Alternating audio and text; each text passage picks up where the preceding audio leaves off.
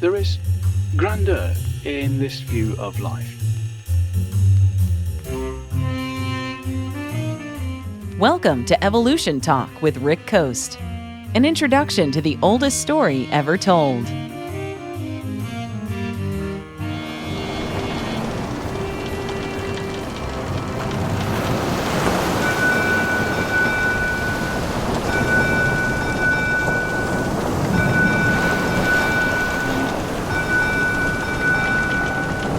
On September 15, 1835, a ship arrived at the Galapagos Islands.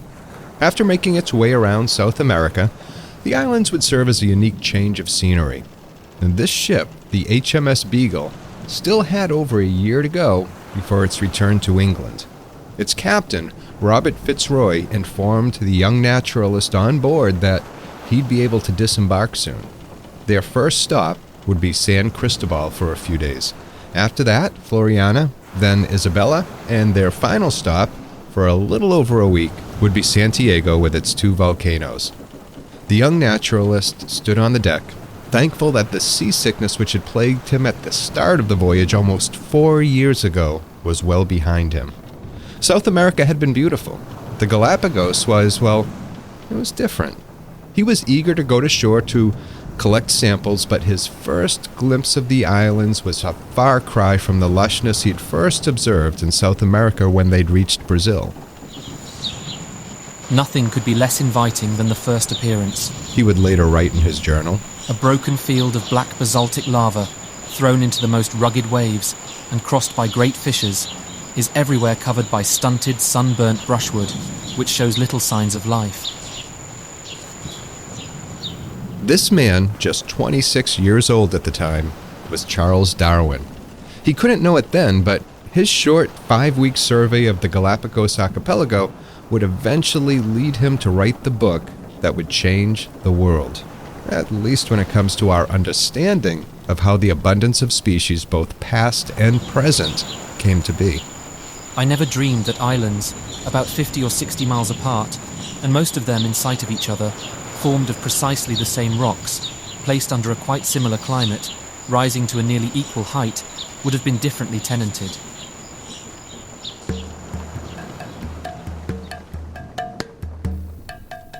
Much to his amazement, the species he encountered on these islands, while similar, were different in many little ways.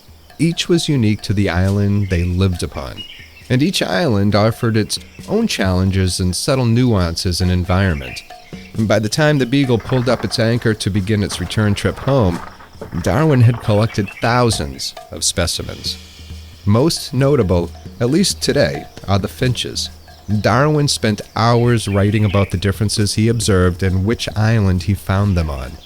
They would later both trouble and excite his imagination as he sought to understand why.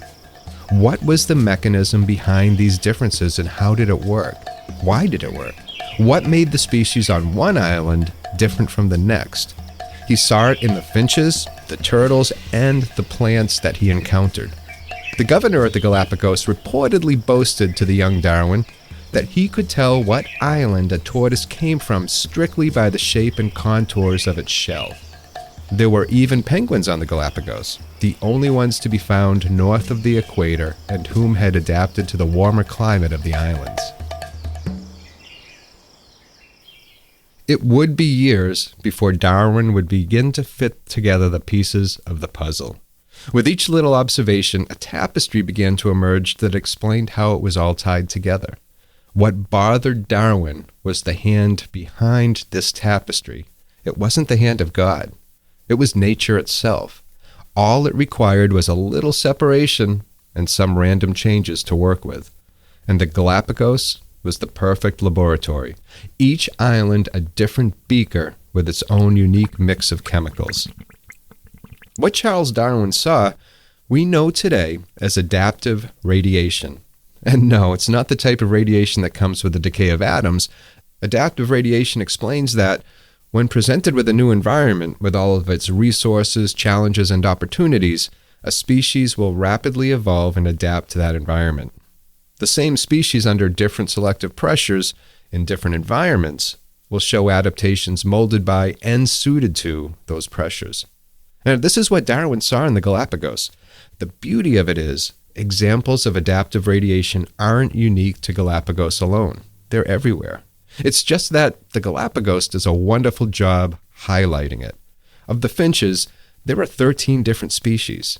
Each has its own beak style and feeding habits, and all of it dictated by the island environment they live in. My favorite example is the red-footed booby on Genovesa Island in the Galapagos. This is Professor of Astronomy Owen Gingrich. In my book, God's Universe, I described these as web-footed ducks that nest in trees and was promptly informed that boobies aren't ducks. But never mind. It's just as ridiculous having web-footed boobies trying to hang on in trees. This unusual adaptation arose because the blue-footed boobies and the magnificent frigates had already taken over the ground-based ecological niches.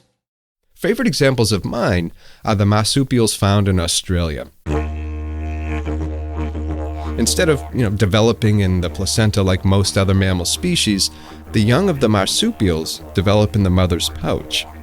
At one point in the far distant past, some 88 million years ago, marsupial ancestors made the trek from South America to what is now Australia. This would have been when land bridges connected South America to Antarctica, then to Australia.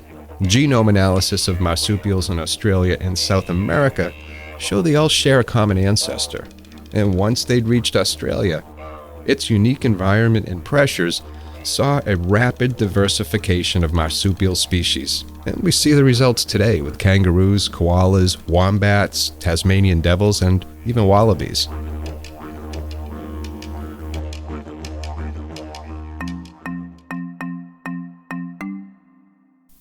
In the greater Antillean Islands, which include Cuba, Jamaica, Puerto Rico, and the Caymans, we see great diversity in anole lizards. The Caribbean boasts around 150 different species of these lizards, each adapted to the different environments each island presents. They've exploited practically every habitat they've encountered, be it trees, shrubs, bushes, or really whatever. And then we have the brightly colored Hawaiian honeycreeper.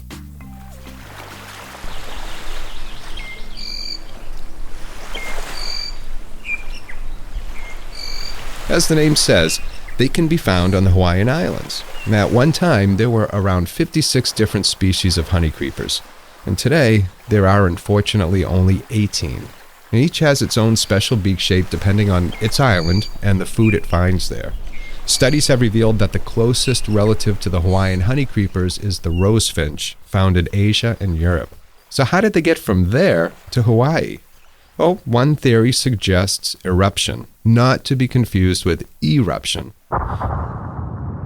Eruption occurs when low food supplies cause a large population of bird species to pick up their bags and go, oftentimes far away from where they originated. Oh, just a second while I get my bags. I always travel light. No use taking a lot of stuff you'll never use, I always say. In the case of the Eurasian rosefinch, a group of them could have been caught up in a storm and deposited in Hawaii. Really not a bad change of scenery, if you ask me. From there, they traveled from island to island, settled down, and diversified. Yeah, I really do need to visit Hawaii someday.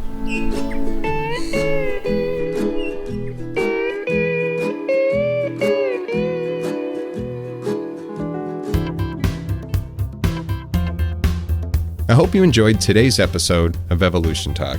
I'm Rick Coast, and if you find value in this show, please consider supporting it at evolutiontalk.com. I'd love to keep this show alive and without ads, and I can only do so with your assistance. So help spread the word, tell people about it, share the show with your friends. At evolutiontalk.com, you will find more information, show notes, recommended books, and also ways to contact me. I'd love to hear from you. I hope your week is going well, and until next time, please take care of yourself.